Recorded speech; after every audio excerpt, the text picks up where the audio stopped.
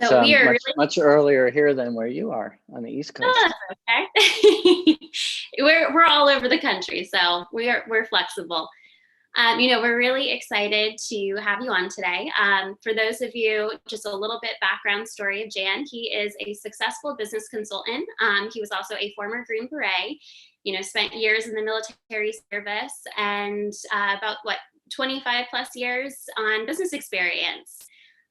Jan is also an award-winning keynote speaker. He is a LinkedIn learning author of The Littlest Green Beret on Self-Reliant Leadership, and co-host for the Leadership Podcast. So you are staying busy, Jan.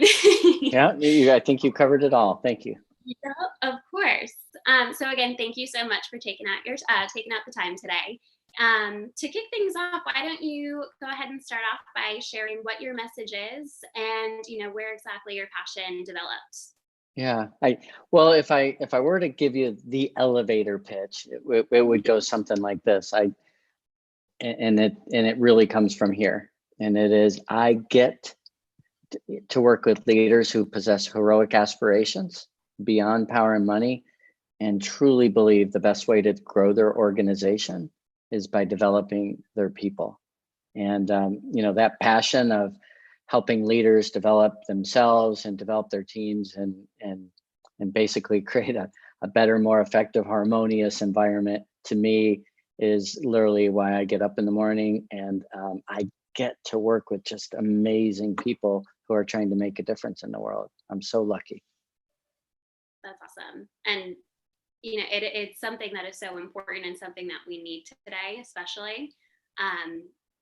It's a moving and very powerful thing that you're doing.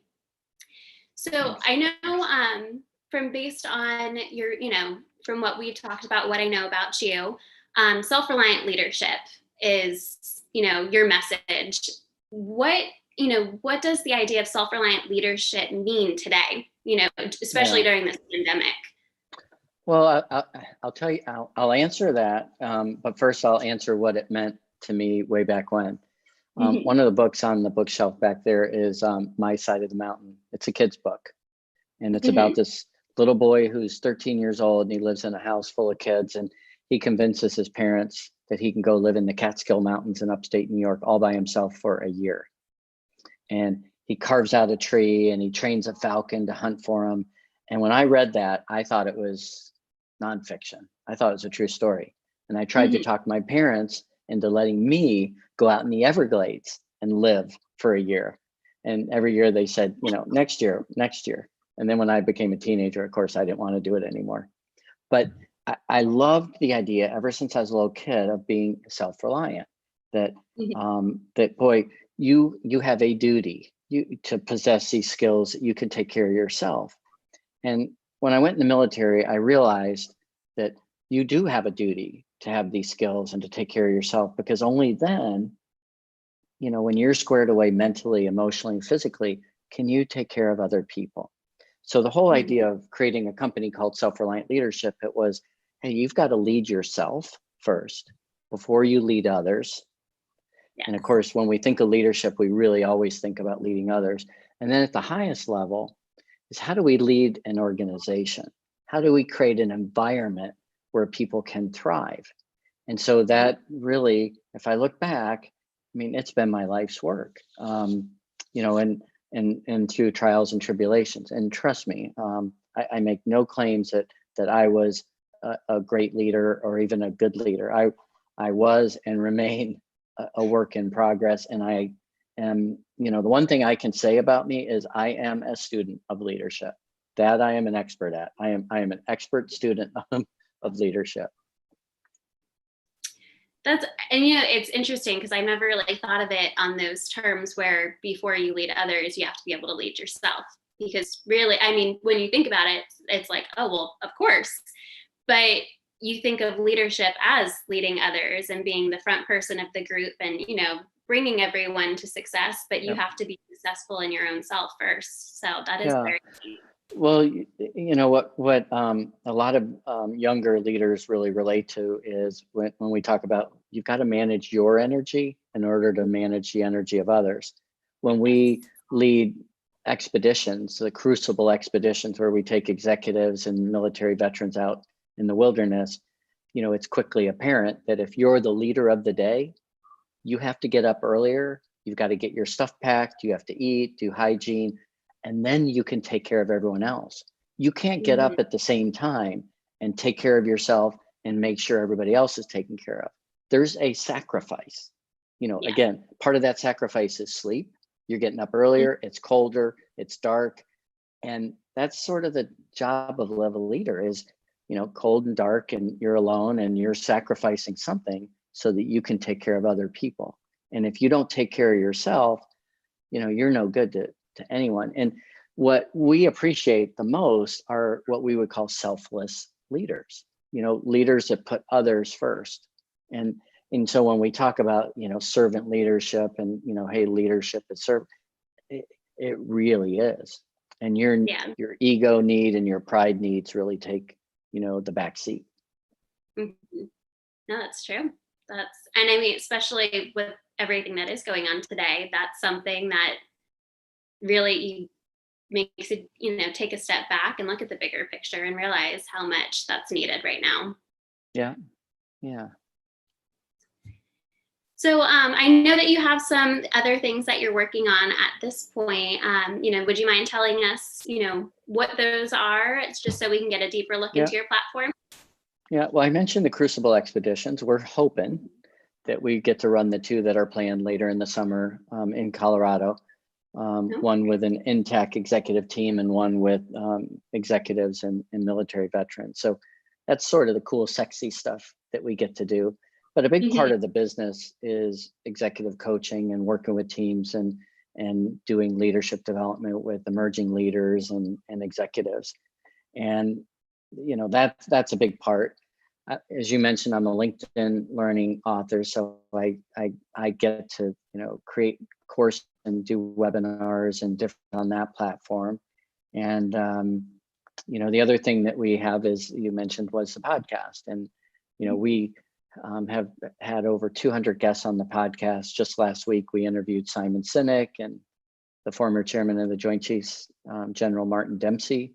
We've interviewed Tom Rath from Strength Finders, Dan Pink from When and Drive, and just some amazing people. So again, our tagline for that podcast is "We study leaders." And again, we have these amazing people on, and we get to basically gather those, you know, people and start to listen for patterns and, you know, what are the common themes that we're seeing with all these leaders, and what can we pass on to our clients that'll help them?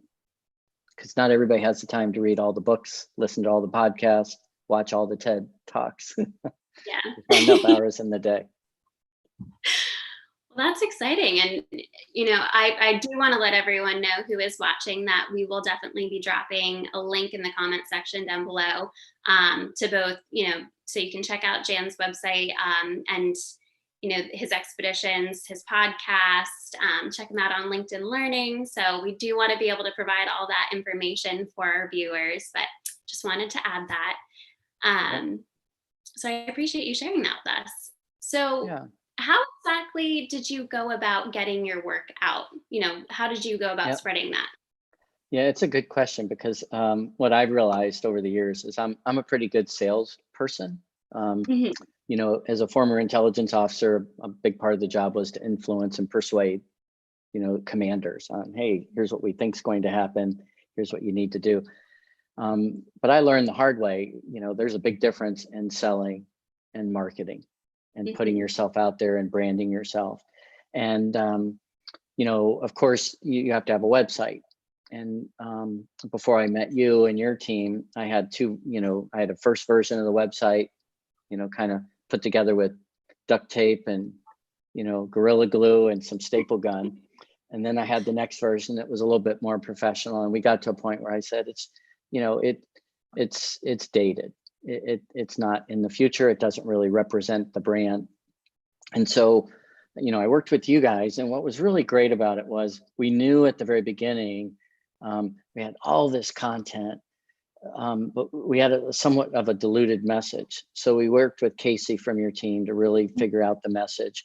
And that was really helpful, because he said, you know what, you're trying to be all things to all people. And, I've talked to you. I think here's who you are. I think I get your brand.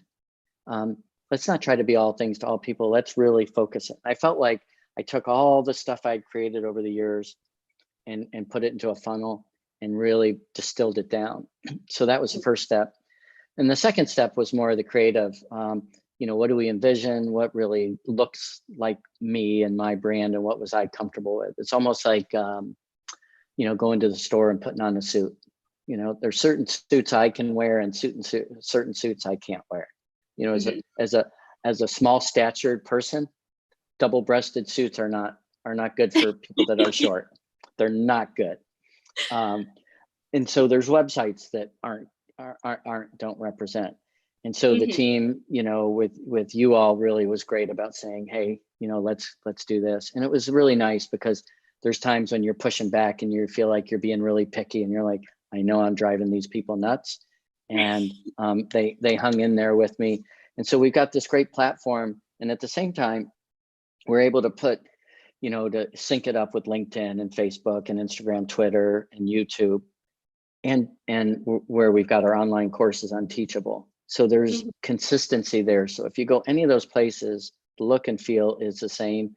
And again, it's not like we're, saying to the world, hey, everybody come in and, buy my stuff.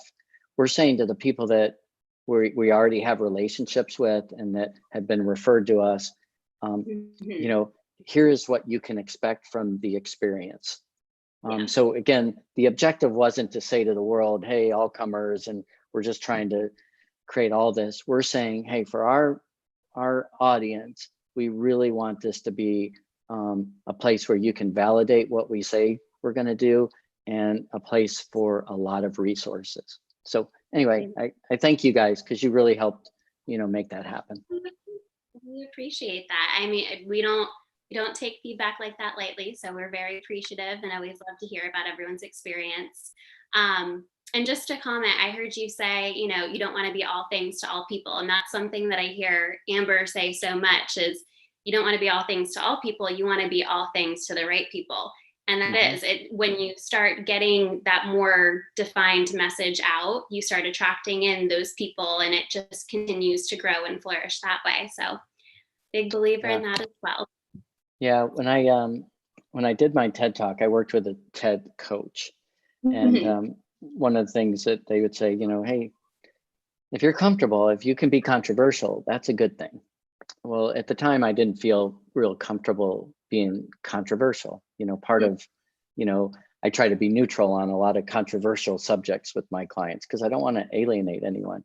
But it is interesting, where you choose to take a stand. And even now, we're talking about self-reliant leadership, and a big part of me it really is, boy, you have a duty to take care of yourself, a personal responsibility. At the same time, not everybody has the same opportunities, the same, place. And so there is this push and pull of, you've got to be squared away, yet you really have to be compassionate and fair and provide opportunities for people that they can then realize that same self-reliance. So whether we're talking about society or we're talking about businesses, there is a push and a pull there, like there always is. Get the job done, be compassionate, be creative, yet be disciplined. All these different pushes and pulls. And, maybe throughout this pandemic, what might be happening amongst all this suffering and sadness is that there's more self-awareness about who we are, what strengths we bring, what responsibilities we have, and how everything is a push and a pull. That there's a balance that we're always trying to achieve but yet will always be elusive. So, and again, that's what makes, that's why there's 40,000 books on leadership. That's why there's not one recipe that says this is how you do it, because it is so difficult and there's so many variables. And, again, if we got there, if we hit that finish line, then what the heck would we do? If we had it all figured out. That's true. And I know you were saying how, throughout this pandemic, we're becoming more aware. And that's something that I have noticed over the last, few weeks is just more aware of, working habits, what things I could improve on, what things I do well with. But it's interesting because I keep saying, I'm like, everything's busy. And while we're all still confined to our houses, I'm like, I need to better myself. I need to improve myself, learn a new skill, find the time to do it. And it is one of those, I will admit, sometimes it's easier said than done, but I've been working towards it and trying to hit goals. Yeah. But it's definitely, I think you're right, where self-awareness has become very big during this time. Yeah. So what are some of your long-term goals? Long-term goals and how we can help get your message out in a bigger way. Yeah. Well, my long-term goals aren't, what you'd call BHAG, bold, big, hairy, audacious goals. They really are to continue the momentum that we've created. Mhm. I mean, families first, of course, and all the things that come with that. When it comes to the business, is really helping people discover, who they are. This whole idea of self-awareness. When it comes to leading others, is really the idea of, hey, based on what you've learned, can you help develop other people and help them grow? And then at the highest level of leadership is really, can you design an environment, where great things happen? And actually, in some ways you're going to feel like you're doing less. And in some ways that's the best thing to do, is when everybody feels, is the famous Chinese proverb, when everyone feels they've done it themselves, you can take a step back. So, that's what my work's about. And so the long-term goal is, the more impact I can have on more people, the better. But the thing that really, puts, value in the piggy bank, so to speak, is when you get a call or somebody just tells you, hey, you suggested to do this, or you asked me this, or you sent this to me and it really made a difference. That's the stuff. I mean, Yeah. that's really, meaningful. But as far as the business goes, I'm just so happy it is where it is. And and I'm very grateful that where we're at, given so many people have lost their jobs and are now really trying to reinvent themselves. And again, I know it's darkest before dawn, as they say. And I just put this out there for people that might be listening and really trying to figure out, what's my future or whatever. I would just say, I wish I had figured out, what I figured out about being an entrepreneur 10 years earlier. And part of what held me back were two things. One, it was a financial risk that I thought I would be taking, which it isn't a risk at all, because having a job these days and working for somebody else is a risk. Yes. that was really the big piece, and just being having the audacity to go out there and not be afraid to fall on your face. And I heard Simon Sinek say something the other day about vision is a choice. You get to decide where you're going. And he said something to the effect that your why, your purpose, you had no choice. That's your origin story. Yeah. So I look back and I think, why am I doing what I'm doing and leading? I mean, it's based on all the great leaders I've been around my whole life, and the fact that I've always had a component of developing people in my work. And I mean, so in some ways it's like, how did I get here? It's like, I haven't had a choice. I mean, this was, preordained, or, even my aptitude when I was a kid in high school, it said business executive, military officer, clergy. That's what it always said. And, there's a component of all that in what I've done. I mean, that aptitude has always been there. Where I'm going, I mean, I think it's the same place where all of us are going. At the end of the day, we want to have been as good a family person as possible, husband, brother, wife, mother, whatever it might be. And then the other part is, did we make a difference in the lives of others? A meaningful difference. And I don't think it's the number of people we've made a difference in. I think, it really is the richness of those relationships. And, again, if I thought I had it all figured out, I'd quit. But like everybody else out there, I'm, a work in progress. Could not agree more. That's an amazing goal, and just what you have envisioned. As far as I can relate with, it's not necessarily the size of the impact, the reward you feel and the fulfillment that you are feeling. That's something that over the last couple of years has been very big with me, is, wanting to make sure that I am, making a difference, and I'm helping others and making an impact. So that is something that I've been very aware of. And I think more and more people are going to start being aware of that as well. Yeah. Well, good. Mm-hmm. Well, what about you, Caitlin? What do you hope? What's your dream? I feel, it's one of those, it's crazy. I feel like I had it all figured out until I had my kids. And then I just feel like it's always ever changing. And it's one of those, I think my biggest thing right now is just wanting to make an impact, make a bigger impact, and just feeling 100% fulfillment in, the people that I have touched and people I have helped. Because you don't want to go through the days and feel like, at the end of the road that I didn't do anything. I didn't, I didn't make an impression on anyone or leave anyone feeling bigger and better. And so I know that's, for me personally, making sure that my children always are surrounded with love and feel fulfilled at home, and, have the support, that's big. And I'm working, every day to get closer to that too in my work life. So yeah. It's fun. Well, I had a mentor that used to ask two really great questions, and I mean, I think they almost see penultimate questions.